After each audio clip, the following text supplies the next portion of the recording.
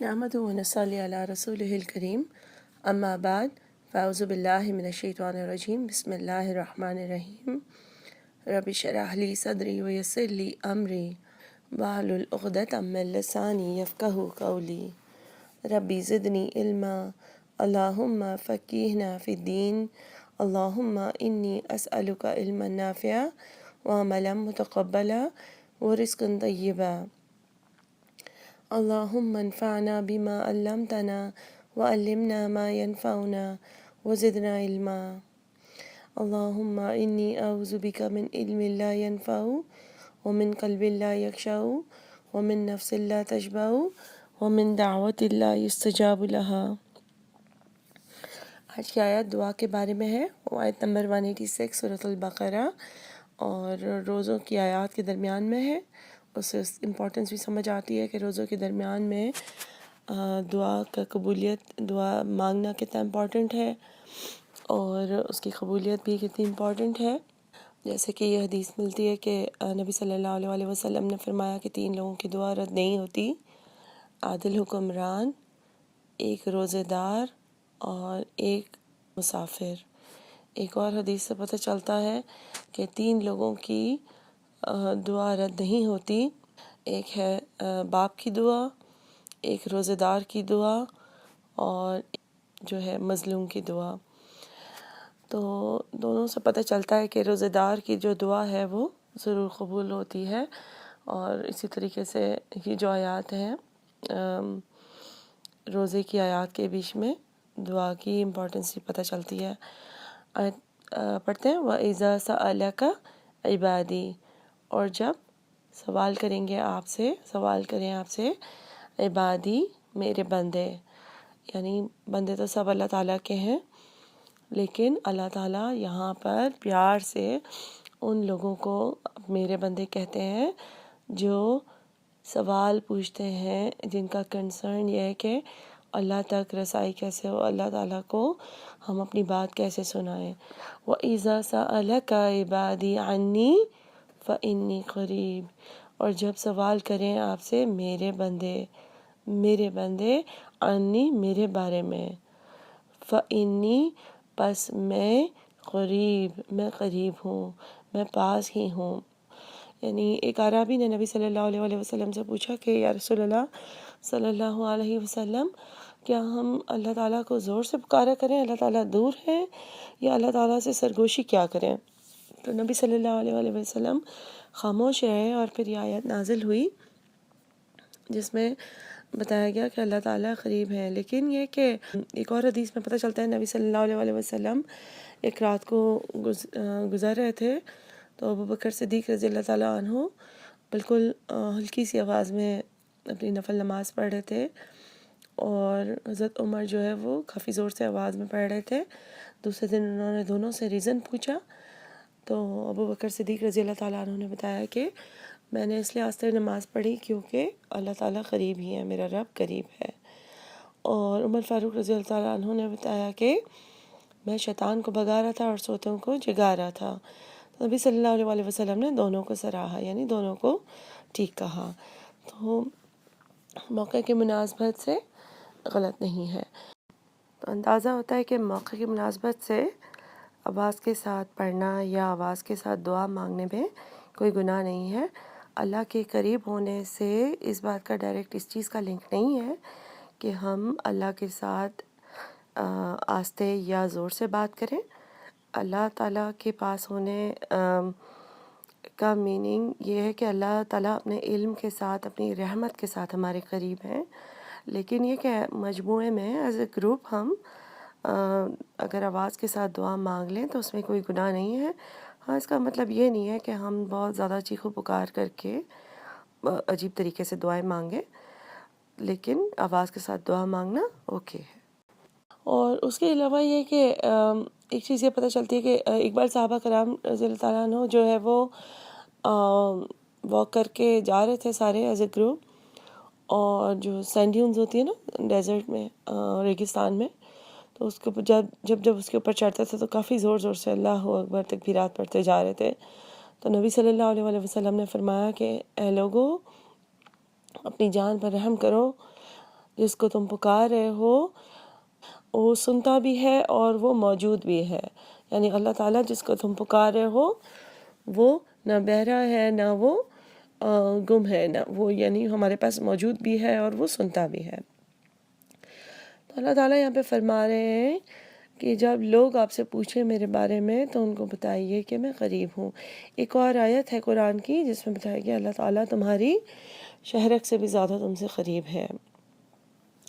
یعنی اللہ تعالیٰ ہم سے بہت زیادہ قریب ہیں. اللہ تعالیٰ ہماری قریب سے یہ مطلب ہے کہ اللہ تعالیٰ ہمارے سب حالات جانتے ہیں. اللہ تعالیٰ ہماری ساری دعائیں جانتے ہیں. اللہ تعالیٰ ہمارے دلوں کے حال جانتے ہیں. اللہ تعالیٰ ہماری سوچیں تک جانتے ہیں. اللہ تعالیٰ ہمارے دردوں کو جانتے ہیں جو ہم کسی کو نہ بتائیں. اللہ تعالیٰ ہماری جس درد کو ہم پہچان نہیں سکتے کہ کہاں سے ہو رہا ہے، کیا پرابلم کیا ہے، پریشانی کیا ہے، جس کو ہم ڈائگنوز نہیں کر پاتے، اللہ تعالیٰ اتنے قریب ہیں کہ اللہ تعالیٰ وہ تک جانتے ہیں.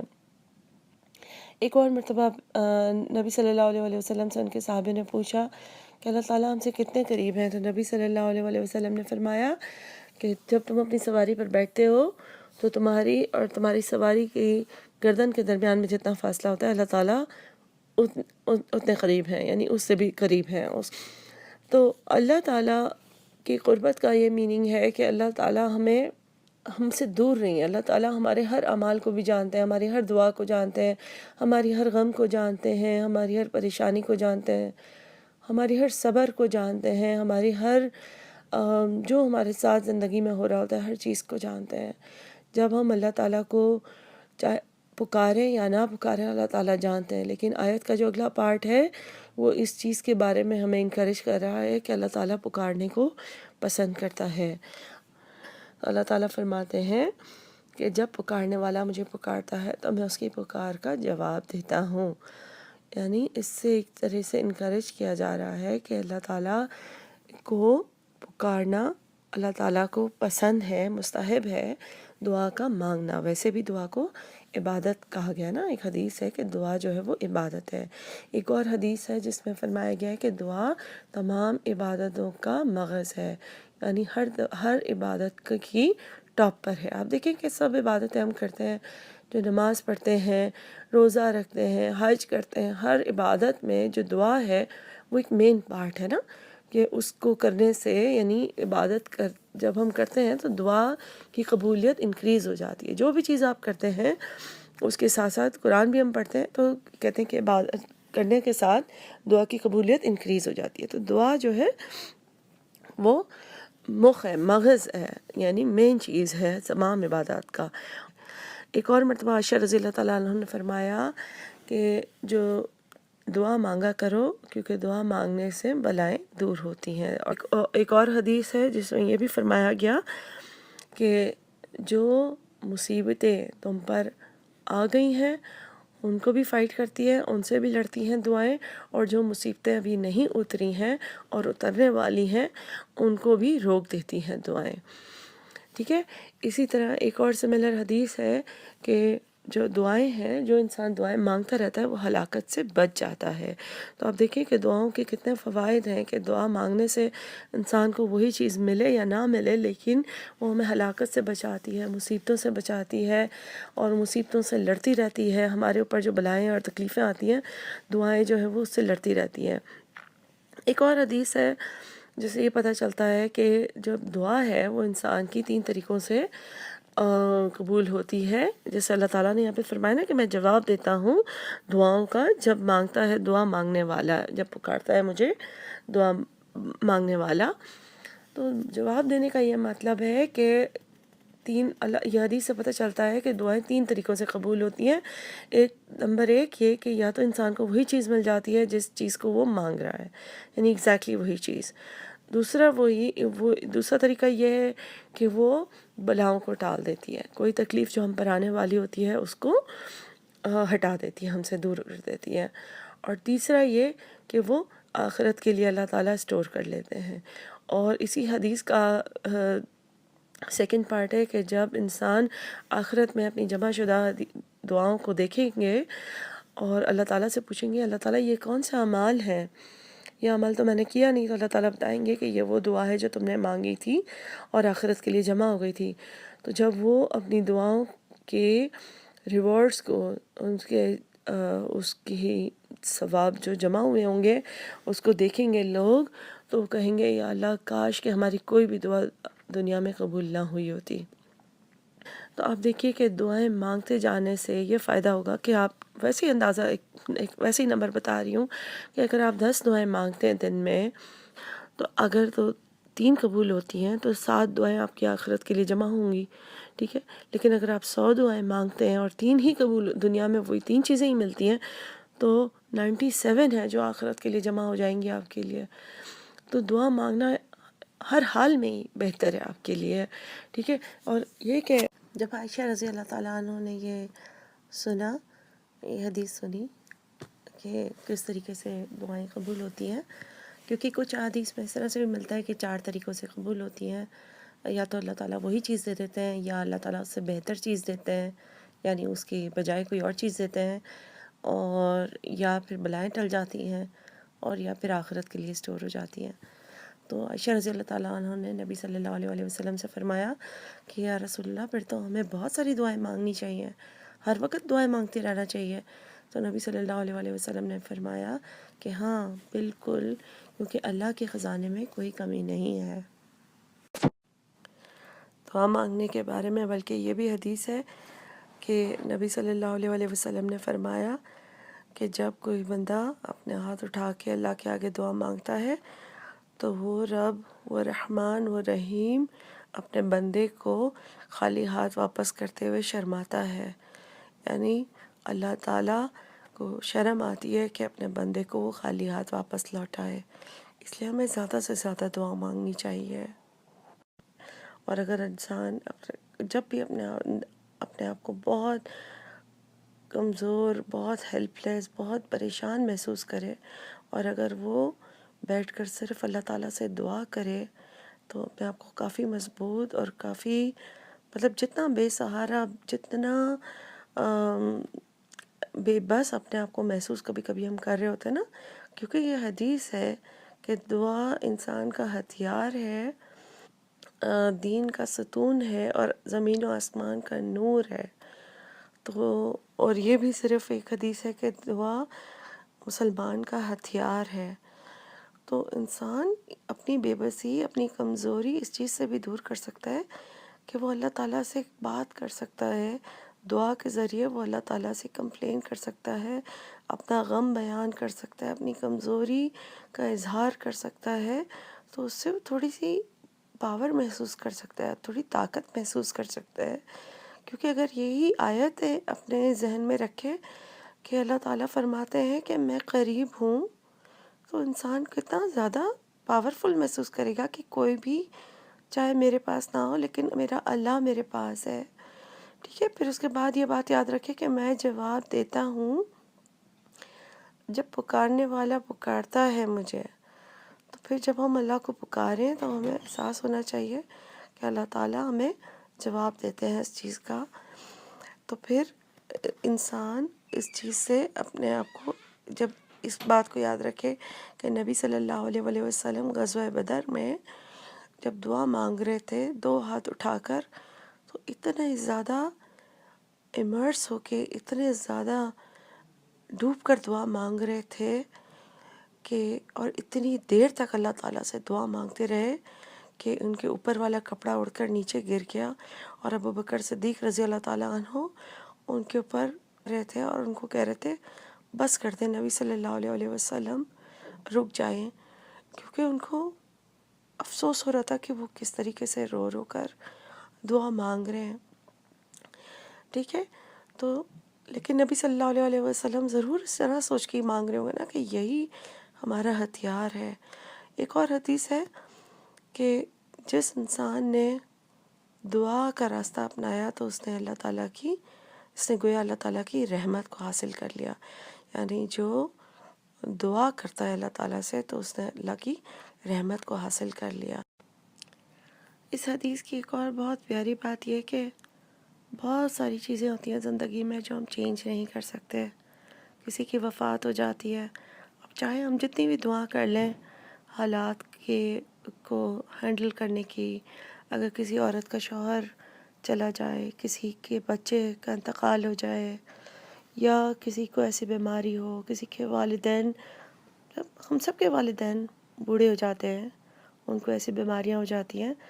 اب یہ تو ایک نیچرل چیز ہے نا کہ ہم دیکھتے ہیں کہ یہ بیماریاں ہوتی ہیں، ہم سب ایج کر رہے ہوتے ہیں، تو کچھ دعائیں ہوتی ہیں جو قبول مطلب ہماری ایک ڈائریکشن میں ہوں گی، اس میں معجزے بھی ہوں گے اور بالکل سب ٹھیک بھی ہو سکتا ہے اور اللہ تعالیٰ بالکل ٹھیک بھی کر سکتے ہیں. لیکن کچھ چیزیں نیچرل فلو میں ایک الگ ڈائریکشن پہ ہوتی ہیں اور وہ ریورسیبل نہیں ہوتی ہیں، یا کوئی ایسے فیصلے ہوتے ہیں جیسے بہت حتمی قسم کے زندگی کے فیصلے ہوتے ہیں، شادیوں سے ریلیٹڈ، طلاق سے ریلیٹڈ.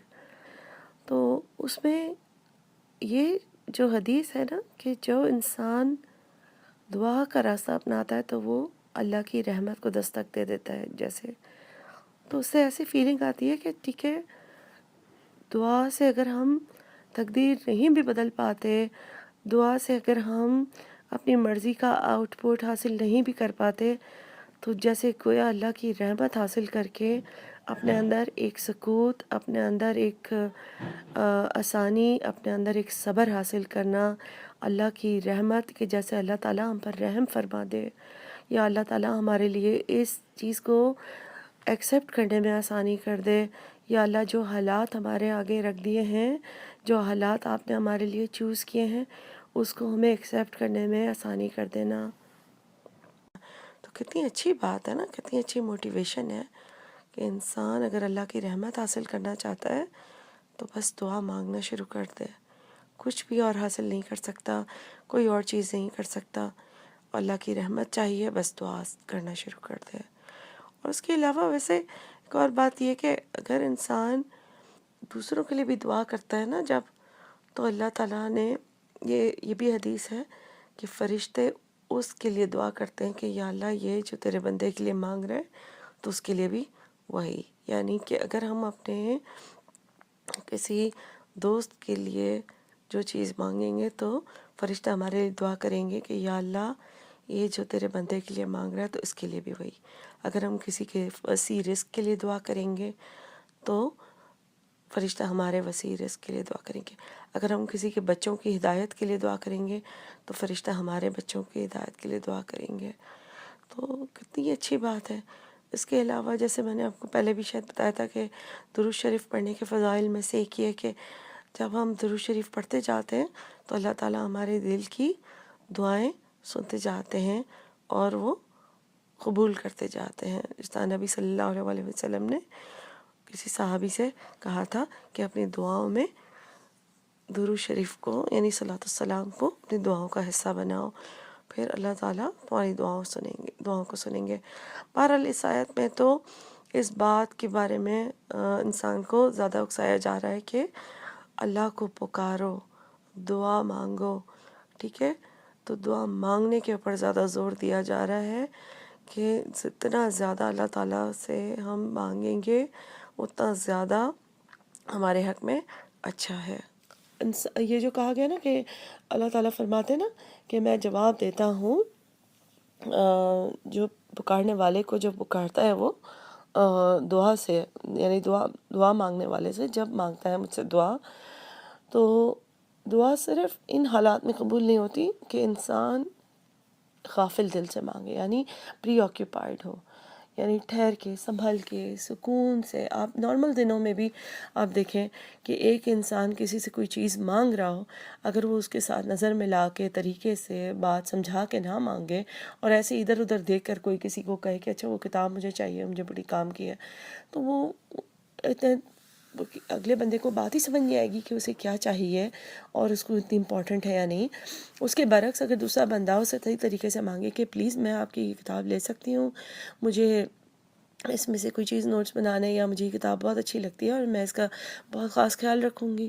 ٹھیک ہے، تو اگلے انسان کو آپ کنونس کریں کہ اس کی واقعی ضرورت ہے، اور آپ اس کو صحیح طریقے سے جو ایٹیکیٹ ہوتا ہے اس سے مانگنا. دوسرا غافل دل کی دعا یعنی نہیں اللہ تعالیٰ، اور آپ ہمارا حال دیکھ لیں کہ ہم زیادہ تر نماز پڑھ لیتے ہیں اور اس کے بعد ہم کس طریقے سے دعا مانگتے ہیں. دن میں ایک مرتبہ بھی صحیح طریقے سے ہم دعا مانگ لیں تو بھی ہمارے لیے کافی ہو جائے، لیکن ہم ایک مرتبہ بھی بغیر غافل دل کے ہم اس دل کے ساتھ مانگتے ہی نہیں دعا جو صحیح طریقہ ہے. اس کے علاوہ بغیر ایٹیکیٹس کے ہم مانگتے ہیں. ٹھیک ہے، کیونکہ اسی آیت کا اگلا جو حصہ ہے فَلْيَسْتَجِيبُوا لِي، بس چاہیے کہ وہ بھی جواب دے مجھے. انسان کا جواب دینا کیا ہے کہ وہ بھی اللہ کا حکم مانے. ایسا نہ کہ وہ زندگی اپنے طریقے سے گزار رہا ہو، دنیا میں انفلوئنس دوسرے لوگوں سے ہو رہا ہو، آگے پیچھے جا رہا ہو پیروں کے پاس، ان کو دے رہا ہو، جو ہے وہ نذرانے پیش کر رہا ہو اور پیسے دے رہا ہو، اور جو ہے چکر وہاں کے کاٹ رہا ہو کہ قبروں کے چکر کاٹ رہا ہو، اور جو ہے وہ پھر دوسروں سے کہے کہ میری دعائیں قبول نہیں ہوتی، میری دعائیں قبول نہیں ہوتی. ٹھیک ہے، اور قرآن تو پڑھتا نہ ہو اور قرآن کی کوئی چیزیں قبول کرتا نہ ہو، نہ اللہ تعالیٰ کے حکم مانتا ہو، قرآن میں سے اپنی پسند کے حکم مانتا ہو، اور پھر جو ہے وہ دعا بھی صحیح طریقے سے نہ مانگتا ہو. جو دعا کے ایٹیکیٹس ہیں کہ اللہ تعالیٰ کی بڑائی بیان کرنا، نبی صلی اللہ علیہ وسلم پر درود بھیجنا، اپنے گناہوں کی معافی مانگنا، توبہ کرنا، کوئی چیز طریقے سے نہ کریں ہم. ٹھیک ہے، پھر ہم ایکسپیکٹ کریں کہ ہماری دعا قبول نہیں ہوتی. ٹھیک ہے، تو ایک یہ کہ غافل دل کی دعا قبول نہیں ہوتی. دوسرا یہ کہ جو انسان جلد بازی مچاتا ہے اس کی دعا قبول نہیں ہوتی. جو ہر وقت یہ مایوسی دکھاتا ہے اس کی دعا قبول نہیں ہوتی. ٹھیک ہے، تو دعا مانگتے وقت مایوسی نہیں ہونی چاہیے، دعا مانگتے وقت غفلت نہیں ہونی چاہیے، غافل دل نہیں ہونا چاہیے. دعا مانگتے وقت جلد بازی نہیں ہونی چاہیے کہ آج میں نے مانگی اور کل کیوں نہیں مل گئی کوئی چیز. آپ سارے نبیوں کے حالات دیکھ لیں، کتنے کتنے سالوں تک. ہم اپنے پیارے نبی صلی اللہ علیہ وسلم کا حال دیکھ لیں، کتنی عزت تھی ان کی مکہ میں جب ان کو رسالت ملی. اس سے پہلے جیسے ان کو رسالت ملی کتنی ان کے ساتھ بدتمیزی ہوئی، کتنی ان کو باتیں سننی پڑیں، کتنے ان کے ساتھ برا سلوک کیا گیا. پھر بھی 13 سال انہوں نے مکہ میں گزارے. کیا انہوں نے دعا نہیں مانگی ہوگی؟ ان کی کتنی اولادوں کا انتقال ہوا، کتنا انہوں نے صبر کیا. ٹھیک ہے، اللہ تعالیٰ نے ہر چیز کا ایک ٹائم رکھا ہوتا ہے. لیکن اگر ہم جلد بازی کریں اور پھر ہم کہیں کہ نہیں، اور اگر ہم یہ کہہ دیں کہ نہیں پھر ٹائم رکھا ہوتا ہے تو پھر ہم دعا کیوں مانگیں؟ تو دعا اس لیے مانگنا چاہیے کہ یہ بھی حدیث ہے کہ دعا واحد چیز ہے جو تقدیر کو بدلتی ہے. ٹھیک ہے، اس سے دعا ہمیں مانگتے رہنا چاہیے. اگر ہماری کسی وجہ سے کسی بات میں تقدیر نہیں بھی بدلتی تو جیسے میں نے بتایا پچھلی حدیث میں کہ اللہ تعالیٰ آخرت کے لیے سٹور کر دیتے ہیں دعاؤں کو. تو دعا مانگتے رہنے سے ہمارا نمبر انکریز ہوگا کہ آخرت کے لیے ہماری وہ دعائیں کہ یہ بندہ دعا مانگتا رہتا ہے. دوسرا فائدہ یہ ہوگا کہ ہمیں ہلاکت سے بچائے گی کہ اللہ تعالیٰ کہیں گے کہ یہ بندہ دعا مانگتا رہتا ہے، سو اسے اس برائیوں سے، اس تکلیف سے بچاؤ، اسے اس پریشانی سے بچاؤ کیونکہ یہ میرا دعا مانگنے والا بندہ ہے. اسے اس ہلاکت سے بچاؤ، اسے آخرت میں فائدہ دو. اسے تیسری فائدہ یہ ہے دعا مانگنے کا، چاہے وہ چیز نہ بھی ملے، یہ کہ اسے عبادت کا ثواب ملے گا. ٹھیک ہے، آسان طریقہ ہے کہ عبادت کرتے رہنے کا آپ کو ثواب مل رہا ہے. چوتھا یہ کہ دعا اس طریقے سے مانگنی چاہیے کہ ایسے نہیں مانگنی چاہیے کہ اللہ مطلب دینا ہے تو دے دے اللہ تعالیٰ اور نہیں دینا ہے تو نہ دے. نہیں، پورے دل کے ساتھ، پوری ایمان کے ساتھ مانگنی چاہیے، بالکل صحیح طریقے سے کہ یا اللہ آپ کے خزانے میں، آپ کے معیار میں کوئی کمی نہیں ہے، اللہ تعالیٰ آپ ہمیں یہ چیز دے سکتے ہیں. ٹھیک ہے، چوتھا یہ کہ حرام چیز کی دعا نہیں مانگنی چاہیے، امپاسبل ہو ایسی چیز بھی نہیں مانگنی چاہیے. ٹھیک ہے، کہ اب اللہ تعالیٰ کو ٹیسٹ نہیں کرنا چاہیے کہ مطلب فار ایگزامپل کہ اب کہیں کہ میرے پاس وہ ایجوکیشن نہ ہو لیکن میں مطلب کل مجھے ڈاکٹر میں بن جاؤں. ٹھیک ہے، تو امپاسبل چیزیں نہیں مانگنی چاہیے. اس کے علاوہ یہ کہ یہ حدیث سے ہے کہ قطع رحمی کی چیزیں نہیں مانگنی چاہیے، رشتہ داروں سے رشتہ ٹوٹنے والی دعا نہیں مانگنی چاہیے. تو یہ حدیث میں آپ کو سنا دیتی ہوں. نبی صلی اللہ علیہ وسلم نے فرمایا کہ اگر کوئی انسان ایز لانگ اس کہ کوئی انسان قطع رحمی اور حرام چیز نہیں مانگتا تو پھر اللہ تعالیٰ اس کی دعاؤں کا ضرور جواب دیتے ہیں. اور دعا کا جواب ان 3 طریقوں سے دیتے ہیں کہ یا تو اسے وہی دے دیتے ہیں جو وہ مانگتا ہے، یا پھر اسے کسی برائی سے بچاتے ہیں، یا پھر اسے اس سے بہتر چیز دیتے ہیں جو وہ مانگ رہا ہے، یا پھر اس کی آخرت کے لیے جمع کر لیتے ہیں۔ اور جب وہ شخص آخرت میں اپنی جمع شدہ دعاؤں کو دیکھے گا تو کہے گا کہ کاش میری کوئی بھی دعا دنیا میں قبول نہ ہوتی۔ ایک اور حدیث سے پتہ چلتا ہے کہ باقی لوگ جب دعا مانگنے والے کی دعاؤں کو آخرت میں دیکھیں گے کہ وہ بڑھ چڑھ کے کتنی زیادہ ہو گئی ہیں، اللہ تعالیٰ نے ان کو بڑھا چڑھا کے کتنی زیادہ پرورش کی ہے ان کی دعاؤں کی، تو وہ کہیں گے کہ یا اللہ ہمیں ایک بار موقع دے، ہم بھی واپس جا کے دعائیں مانگیں گے اور ہم بھی صبر کریں گے ہماری دعائیں قبول نہ ہونے پر، اور بلکہ یہ حدیث سے ہے کہ وہ کہیں گے کہ ہماری جلدوں کو کینچوں سے کاٹیں گے ہم، اور اس پر ہم صبر کریں گے۔ گویا یعنی وہ کہیں گے کہ ہم اتنی پریشانی میں رہیں گے اور ہم دعا کریں گے کہ ہم ٹھیک ہو جائیں اور ہم اس پر صبر کریں گے، اور تاکہ ہمیں یہ ریوارڈ ملے جو اب آخرت میں ان لوگوں کو مل رہا ہے۔ یہ حدیث ہے، ٹھیک ہے۔ تو اس چیز سے پتہ چلتا ہے کہ دعا مانگنا کتنا زیادہ امپورٹنٹ ہے، اور اگر دعا دنیا میں قبول نہ بھی ہو تو بھی ہمیں دعا مانگتے رہنا چاہیے، اور اللہ تعالیٰ سے مایوس نہیں ہونا چاہیے، اور یہ نہیں سوچنا چاہیے کہ جو چیز ہم نے مانگی تھی ملنا ہی صحیح ہے۔ حضرت عمر فاروق کا قول ہے کہ جب مجھے وہ چیز نہیں ملتی جو میں چاہتا ہوں تو میں زیادہ خوش ہوتا ہوں کہ اللہ تعالیٰ نے میرے لیے کوئی چیز چنی ہے، یعنی کہ اگر میں فلانی چیز مانگ رہا ہوں اللہ تعالیٰ نے اس کے بدلے مجھے کوئی اور چیز دے دی تو میں سوچتا ہوں کہ یہ اللہ تعالیٰ نے چنی ہے تو یہ ضرور میرے لیے بہتر ہوگی۔ تو ہمیں بھی ایسے ہی سوچنا چاہیے کہ اگر ہم فار ایگزامپل کوئی کسی رشتے کے بارے میں سوچ رہے ہوں، یا کوئی خاص جاب کے بارے میں سوچ رہے ہوں، یا کسی خاص یونیورسٹی میں ایڈمیشن کے بارے میں سوچ رہے ہوں، اور اگر ہمیں وہ ایڈمیشن نہیں ملتا تو اگر ہمیں سوچنا چاہیے کہ ٹھیک ہے اگر ہمارے بچے کو اس خاص بہت امپورٹنٹ یونیورسٹی میں ایڈمیشن نہیں ملا اور دوسری جگہ مل گیا تو کیا پتہ اللہ تعالیٰ نے اسے کسی غرور سے بچایا ہو، کسی تکبر سے بچایا، اور آخرت میں اس تکبر سے اسے جنت میں جانے سے رکنا ہو، کیونکہ یہ بھی حدیث ہے نا کہ جس کے دل میں ذرا برابر بھی تکبر ہوگا تو اللہ تعالیٰ اسے جنت میں نہیں داخل کرے گا، ٹھیک ہے۔ کبھی کبھی ہم کوئی خاص چیز خریدنا چاہ رہے ہوتے ہیں، ٹھیک ہے، اور وہ چیز ہمارے حق میں بہتر نہ ہو، کوئی گاڑی انسان لینا چاہ رہا ہوتا ہے، اللہ تعالیٰ اس سے ہمیں بچانا چاہ رہے ہوتے ہیں، وہ چیز نہ ملے، کیا پتہ کسی تکبر سے بچانا چاہ رہے ہوں، کیا پتہ کسی ایکسیڈنٹ سے بچانا چاہ رہے ہوں، تو اللہ تعالیٰ کے فیصلوں پر ہمیں راضی ہونا چاہیے انشاءاللہ، کیونکہ اللہ تعالیٰ مسٹیکس نہیں کرتے۔ ایسا نہیں ہے کہ ہماری دعا غائب ہو جاتی ہے اور ہماری دعا سنی نہیں گئی۔ ہاں، یہ حدیث ہے کہ اس شخص کی دعا سنی نہیں جاتی جس نے حرام کا نوالا کھایا ہوتا ہے، جس کی رزق حلال کا نہیں ہوتا۔ ایک شخص نبی صلی اللہ علیہ وسلم کے پاس آیا، اس نے کہا میں کس طرح سے ایسا بن جاؤں کہ میری دعائیں قبول ہوں، میری دعائیں سنی جائیں؟ تو نبی صلی اللہ علیہ وسلم نے فرمایا حرام کو چھوڑ دو، حلال کا رزق کھاؤ تو پھر دعائیں قبول ہونا شروع ہو جائیں گی، ٹھیک ہے۔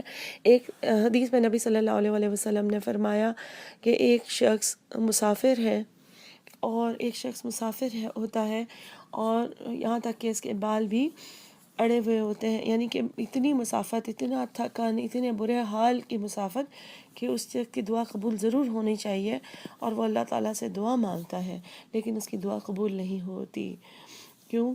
کیونکہ اس کا رزق حلال کا نہیں ہے۔ تو بیسکلی بتایا یہ جا رہا ہے کہ اگر جو انسان حلال کا رزق نہیں کھاتا تو اس کی دعائیں قبول نہیں ہوتی، ٹھیک ہے۔ تو اور جو بھی اللہ تعالیٰ سے دعا مانگنی ہو، بہت سارے پیغمبروں نے بہت سالوں تک بھی بہت دعائیں مانگی ہیں۔ اب دیکھیں یعقوب علیہ السلام نے کتنے سالوں تک اپنے بیٹے کے لیے دعا مانگی تھی، ایوب علیہ السلام کتنے سالوں تک بیمار رہے تھے، ٹھیک ہے، یونس علیہ السلام کتنے سالوں تک ان کی اسکن خراب رہی تھی، ابراہیم علیہ السلام نے کتنے سالوں پہلے یہ دعائیں مانگی تھیں کہ ان کی ذریت میں سے ایک پیغمبر آئے جو اپنی آخری امت کے لیے، تو کتنے ہزاروں سال کے بعد وہ دعا قبول ہوئی تھی اور نبی صلی اللہ علیہ وسلم آئے تھے۔ تو بس ہمیں جلد بازی نہیں کرنی چاہیے، اور دوسری چیز جو کرنی چاہیے کہ جس طرح سے اللہ تعالیٰ فرماتے ہیں کہ فَلْيَسْتَجِيبُوا لِي، یعنی کہ اللہ تعالیٰ کی بات ماننی چاہیے، اللہ تعالیٰ کے حکم کے مطابق ہمیں زندگی گزارنی چاہیے۔ جو طریقہ ہمیں بتایا گیا ہے زندگی گزارنے کا، اس کے مطابق زندگی گزارنی چاہیے، پھر اللہ تعالیٰ ہمارا دعا قبول کریں گے. ٹھیک ہے. وَلْيُؤْمِنُوا بِی، اور یہ کہ تم ایمان لاؤ. یہاں پر ایمان لانے کا مطلب ہے کہ ٹرسٹ کرو، یعنی اللہ کے فیصلوں پر. اگر تمہیں وہ چیز نہیں ملتی ایگزیکٹلی، اگر جس عورت سے تمہیں شادی کرنی ہے وہ عورت نہیں ملتی، یا جو جیسے میں نے آپ کو اگزامپل دی، وہی جاب نہیں ملتی، وہی گاڑی نہیں ملتی، اسی طرح مطلب کچھ لوگوں کو اگر بیٹیاں ہو رہی ہیں اور ان کو بیٹے چاہیے، یا ان کو بیٹے ہو رہے ہیں بیٹی چاہیے، یعنی اللہ پر ایمان رکھیں کہ جو فیصلہ اللہ آپ کے لیے کر رہے ہیں اس میں کوئی غلطی نہیں ہوئی ہے، یا اس کی وجہ یہ نہیں ہے کہ آپ کی دعا سنی نہیں گئی ہے، اس میں کوئی وجہ ہے. اللہ کے اوپر ٹرسٹ کریں کہ اللہ نے آپ کے لیے فیصلہ کیا ہے اور اس کی کوئی وجہ ہے، اور ٹرسٹ کر کے اللہ کے فیصلوں سے راضی ہو جائیں. ٹھیک ہے. پھر اللہ تعالیٰ فرماتے ہیں لعلہم یرشدون، شاید کہ تاکہ تم رشد پا جاؤ. رشد کا مطلب ہوتا ہے ہدایت پانا. اب یہ نارمل ہدایت سے کیسے فرق ہے؟ تاکہ تم ہدایت پا جاؤ. نارمل ہدایت ہوتا ہے کہ مطلب اللہ تعالیٰ کے احکامات کو فالو کرنا، ٹھیک ہے، ہدایت کی راہ پانا ہوتا ہے. اور رشد جو ہوتا ہے نا، وہ اس کا میننگ ہوتا ہے اس ہدایت کے اوپر استقامت پانا. اور اس کا مزید میننگ یہ ہوتا ہے کہ اپنے نارمل حالات میں ہر کام میں آپ کی ہدایت نظر آئے، آپ کی استقامت نظر آئے، آپ کی بات چیت میں، آپ کے کام کاج میں، آپ کی جاب کرنے کے طریقے میں، آپ کی کسی سے چھوٹی سی گفتگو کرنے کے، آپ کی کسی سے میل جول کرنے کے، آپ کی ڈیلنگز کرنے کے، آپ کی چال میں، آپ کے گھر کے کام کاج کرنے میں، آپ کے ہر کام میں رشد نظر آنا.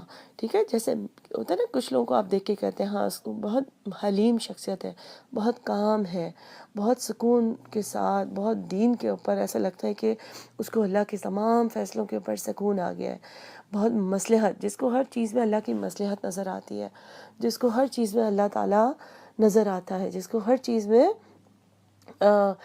کسی اللہ کے کسی بھی فیصلے میں کوئی پریشانی نظر نہیں آتی، ایسے شخص کو کہتے ہیں کہ اس کی یرشدون، یعنی کمپلیٹلی رشد ہے اس کو. مطلب اللہ تعالیٰ ہمیں بھی اس طرح کی ہدایت دے، صحیح دعا مانگنے کا اللہ تعالیٰ طریقہ سکھا دیں، اور یہ کہ اللہ تعالیٰ جو بھی ہمیں دے اس کے اندر ہمیں سکون اور اللہ تعالیٰ کی رضا میں راضی ہونے والا بنا دیں انشاءاللہ. آمین. السلام علیکم